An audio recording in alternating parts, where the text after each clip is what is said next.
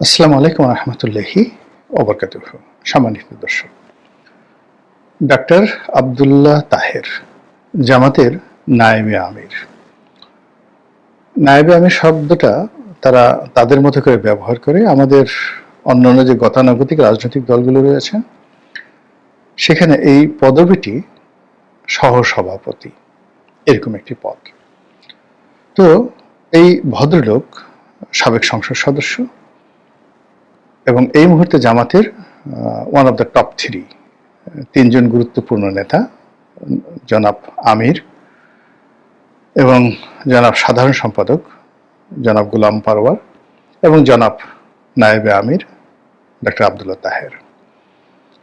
এর বাইরে আরো জামাতের প্রায় ডজন খানেক গুরুত্বপূর্ণ নেতা আছেন, যারা এই সময়টিতে জনগণের সম্মুখে আসছেন। জামাত সেই 2009 সন থেকে আমি টকশো শুরু করি। তো সাধারণত জামাতের লোকজন টকশোতে আসতে চাইতেন না। আমি দুইবার জিল্লুর রহমান সাহেবকে কনভিন্স করে দুজন অতিথিকে আমি ডেকেছিলাম। মূলত আমার ইন্টারেস্টে একজন ছিলেন জামাতের হামিদুর রহমান আজাদ, তখন সংসদ সদস্য ছিলেন, এবং ওই অনুষ্ঠানের মাধ্যমে তার সঙ্গে আমার একটা ব্যক্তিগত সম্পর্ক স্থাপন হয় এবং সেই সম্পর্কটি এখনো বন্ধুত্বের পর্যায়ে রয়ে গেছে। হামিদুর রহমান আজাদ, ডক্টর হামিদুর রহমান আজাদ। আর একজন হলেন জনাব তাজুল ইসলাম, এখন যে চিফ প্রসিকিউটর রয়েছেন আন্তর্জাতিক ট্রাইব্যুনালের, অপরাধ ট্রাইব্যুনালের। তো ওনার সঙ্গে যখন দেলোয়ার হোসেন সাঈদীর বিচার হচ্ছিল বা যুদ্ধাপরাধের বিচার হচ্ছিল, তিনি প্রায় সবার পক্ষেই ওকালতি করছিলেন। ওই সময়টিতে চ্যানেল আইয়ের তৃতীয় মাত্রার একটি অনুষ্ঠানে আমি জিল্লু সাহেবকে বললাম যে ওই ভদ্রলোককে ডাকেন। তো ওই সময়টিতে আমার ব্যক্তিগতভাবে জামাতের প্রতি একটা দুর্বলতা ছিল আওয়ামী লীগের অত্যাচার এবং অতি নির্যাতনের কারণে। আমার কাছে মনে হলো যে তারা কথা বলতে পারছেন না, তাদের আদর্শ তারা প্রচার করতে পারছেন না। যদিও ব্যক্তিগতভাবে জামাতের যে ধর্মতত্ত্ব, থিওলজি, ওহাবিবাদ, তারপরে মওদুদিবাদ, এই বিষয়গুলোর সঙ্গে আমার দ্বিমত রয়েছে। আমি ইসলাম বলতে যেটি বুঝি এটা মধ্যপন্থা, যেটি অনেক আহলে সুন্নাত ওয়াল জামাত বলেন, ঠিক সেই আহলে সুন্নাত ওয়াল জামাতের মতো করে ধর্মকর্ম করা। আবার একই সঙ্গে জামাত যেটা অপছন্দ করে, অর্থাৎ এই যে পীর, মাজার, কবর পুজো করা, এগুলো নিয়ে বাড়াবাড়ি করা, এই বিষয়গুলো আমার পছন্দ নয়। তবে আমার সাথে এই দুই গ্রুপেই একটা দূরত্ব।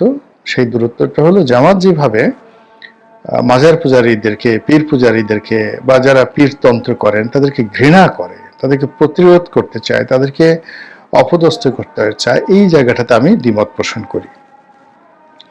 আবার আহলে সুন্নাত ওয়াল জামাতের যারা লোকজন রয়েছেন তাদের একটা ধারণা যে তারা ছাড়া অন্য মতাদর্শে যারা লোকজন তারা ভালো না, অনেকে কাফের, অনেকে ইসলাম থেকে খারিজ হয়ে গেছে। আপনি কিছু আলেম ওলামা যারা আছেন, যারা আহলে সুন্নাত ওয়াল জামাতের ধারক বাহক বা মুখ্য আলেম হিসেবে মনে করেন, দেখবেন যারা খুবই অহংকারী, প্রচন্ড অহংকারী, এবং তারা খুব গালাগালি করেন, উগ্রতা দেখান এবং নিজেদের শ্রেষ্ঠত্ব তারা জাহির করেন। এই লাইনের, অর্থাৎ আহলে সুন্নাত ওয়াল জামাত বাংলাদেশে অনেকে প্রতিষ্ঠা করেছেন একটা ধারাবাহিকতা, কিন্তু আমি 80-র দশকের থেকে বেশ কয়েকজন লোককে চিনি যারা এখন যারা আহলে সুন্নাত আছেন, তাদের সবারই উস্তাদ ছিলেন উস্তাদুল আল্লাম। এদের মধ্যে একজন ছিলেন কমলাপুর রেলওয়ে জামে মসজিদ, কমলাপুর রেলওয়ে জামে মসজিদ, এটার খতিব ছিলেন জনাব তাহের। তো আবু তাহের এরকম। তো অসাধারণ বক্তা ছিলেন, কিন্তু উনি মাইল্ড ছিলেন। আরেকজন ছিলেন মাওলানা আব্দুল জলিল, উনি মারা যাওয়ার পরে। তো উনি আহলে সুন্নাত ওয়াল জামাতের মহাসচিব অথবা সভাপতি এরকম কিছু একটা ছিলেন। তো উনি খুব রাগী ছিলেন, প্রচন্ড রাগী ছিলেন, উগ্র ছিলেন। উনি আবার শাহজাহানপুর রেলওয়ে কলোনি মসজিদ যেটা আছে, ওই মসজিদের খতিব ছিলেন, গাউসুল আজম মসজিদ। তারপরে চট্টগ্রামে যে আলফালা মসজিদের যিনি খতিব ছিলেন দীর্ঘকালীন সময়, এই ভদ্রলোক আহলে সুন্নাত ওয়াল জামাত করতেন, তার সঙ্গে আমার একটা ভালো সম্পর্ক ছিল। তো আমি তাদেরকে দেখেছি, আবার যেহেতু জামাতের আলেম ওলামাদের সঙ্গে অনেকের সঙ্গে পরিচয় আছে, এদের উগ্রতা বাদ দিয়ে দুটো দলের মধ্যেই তারা যে প্রচারণা চালাচ্ছেন, এগুলোর মধ্যে আমি অনেক যৌক্তিকতা খুঁজে পাওয়ার কারণে আমি অনেকটা লিবারেল মানুষ হিসেবে উভয় পক্ষের সাথে সম্পর্ক বজায় রেখেছি। এই জন্য অনেকের প্রতি আমার মমত্ব, আমি কারোর মতোই কনজারভেটিভ হতে পারিনি। একদম 100% আওয়ামী লীগের হয়ে বিএনপিকে কখনোই ঘৃণা করতে পারিনি। একেবারে আমার শৈশব থেকে কখনো আমি বিএনপিকে ঘৃণা করতে পারিনি। আমি বিএনপির অনেক অনুষ্ঠানে গিয়েছি যখন আমি স্কুলে পড়ি, অনুষ্ঠান হলেই আমি যেতাম। যেমন ঢাকা বিশ্ববিদ্যালয়ে যখন পড়েছি ছাত্রলীগ করতাম, কিন্তু বি চৌধুরী বক্তব্য দিচ্ছেন, আমি শুনতে যেতাম। তারপরে জাতীয় পার্টির মিজানুর রহমান চৌধুরী বা শাহ মোয়াজ্জেম সাহেব বক্তব্য দিচ্ছেন, আমি কিন্তু শুনতে যেতাম। তারপর বিএনপির আব্দুল সালাম তালুকদার অথবা কে এম ওবায়দুর রহমান বক্তব্য দিচ্ছেন, মন্ত্রমুগ্ধের মতো আমি শুনতে যেতাম। আমার মধ্যে কখনো এরকম একেবারে কনজারভেটিভনেস ছিল না। অথবা আওয়ামী লীগে যারা ভালো বক্তব্য দেন, তাদেরকে আমি সবসময় একেবারে শৈশব থেকে আমি তাদের বক্তব্য শোনার জন্য বহু মাইল অতিক্রম করে গিয়েছি। এটা আমার একটা, যাকে বলা হয় লিবারেল যে ডেমোক্রেটি, সেই সহনশীলতা রাজনীতির একটা অভ্যাস ছোটকাল থেকে গড়ে উঠেছে। ফলে আওয়ামী লীগ ছেড়ে এসেছি, বিএনপিতে এসেছি, কিন্তু বিএনপিতে আসার পরেও আওয়ামী লীগকে বিএনপির অন্য সব নেতাদের মতো আমি ঘৃণা করতে পারিনি।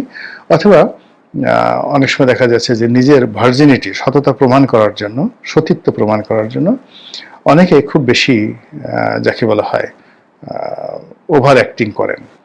তো সেটা আমার দ্বারা হয়নি। অনেক হিন্দু বলে হয়ে থাকে যে যারা মুসলমান হয়ে যায় তারা খুব বেশি বেশি গরু খেতে পছন্দ করে। আবার বিএনপির অনেক লোক আওয়ামী লীগে এসে বিএনপিকে খুব গালাগালি করে, আওয়ামী লীগের অনেক লোক বিএনপিতে এসে আওয়ামী লীগকে খুব গালাগালি করে। তো ওই জিনিসটা আমি আসলে কখনো পারিনি, পারবো না, আর পারতে চাইও না। তো সেই দিক থেকে যেটা হলো যে জামাতের যারা লোকজন রয়েছে তাদেরকে ইদানিং আমি কম বেশি সমালোচনা করছি আমার মতো করে। এই কারণে সমালোচনা করছি যে এই দলটি এখন ক্ষমতায় আছে এবং আগামীতে আরো এখন শেয়ার করে, অর্থাৎ বর্তমান ইউনিট সরকারের সঙ্গে শেয়ার করে ক্ষমতায় আছেন। আগামীতে তারা এক্সক্লুসিভলি ভোটে জিতে কৌশলে ডাকসু এবং জাকসুর মতো করে পুরো দেশের রাজনীতি নিয়ন্ত্রণ করতে চান এবং তারপরে তাদের 1, 2, 3, 4 plan A, B, C, D এরকমভাবে তারা এই বাংলাদেশকে নিয়ে 100 বছরের পরিকল্পনা করেন। তো এই অবস্থাতে একজন নেতার যে মিশন থাকা উচিত, ভিশন থাকা উচিত, এই অবস্থাতে একজন নেতার যে ভারিক্যে থাকা উচিত, দুর্ভাগ্যজনক হলেও সত্যি যে জামাতের এই প্রজন্মের যারা এই মুহূর্তে নেতৃত্ব দিচ্ছেন তারা এখন পেরে উঠছেন না। তাদের কথার ম্যাচুরিটি আলী হাসান মুজাহিদি সাহেবের মতো নয়, গোলাম আজম সাহেবের মতো নয়, এমনকি মতিউর রহমান নিজামী, আব্দুল কাদের মোল্লা, কামরুজ্জামান তাদের মতো নন।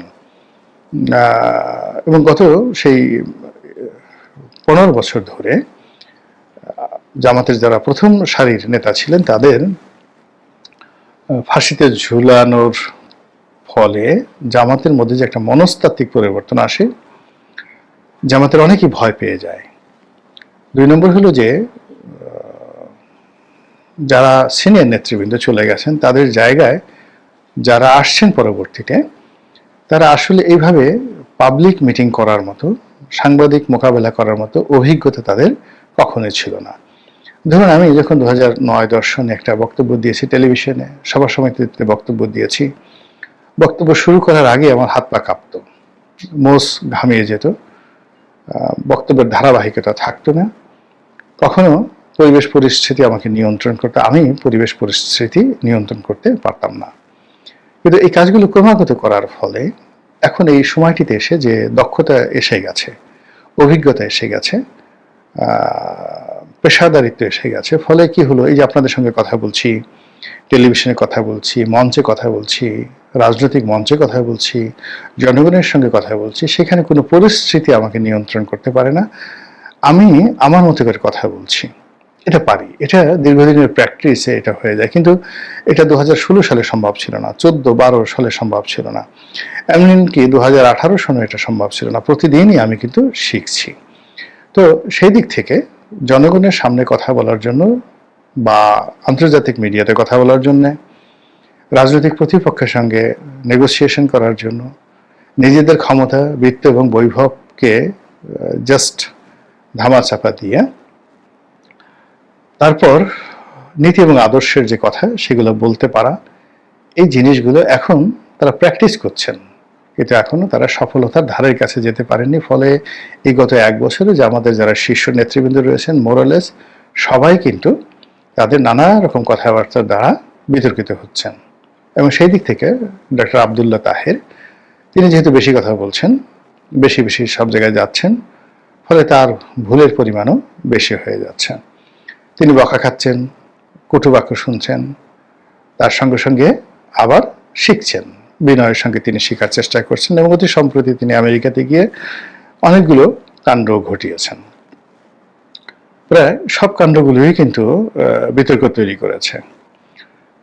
প্রথমত তিনি সেখানে গিয়ে আমেরিকাতে গিয়ে আওয়ামী লীগ সম্পর্কে যে বক্তব্য দিয়েছেন এবং দলীয় নেতাকর্মীদের সঙ্গে যে সকল কথাবার্তা বলেছেন, অবস্থার দৃষ্টি মনে হয়েছে যে আওয়ামী লীগের সঙ্গে তার একটা সম্পর্ক আছে, যে আমাদের একটা গোপন আতাত সম্পর্ক রয়েছে এবং নিউ ইয়র্কের মাটিতে যা কিছু ঘটেছে এটা জামাত জানতো কি জানতো না সেটা পরের বিষয়, কিন্তু তার সেই বক্তব্য দ্বারা এই ধরনের বিতর্ক কিন্তু হয়েছে এবং হচ্ছে, যেটা আমরা এখন টের পাচ্ছি বা আমরা এখন বলছি।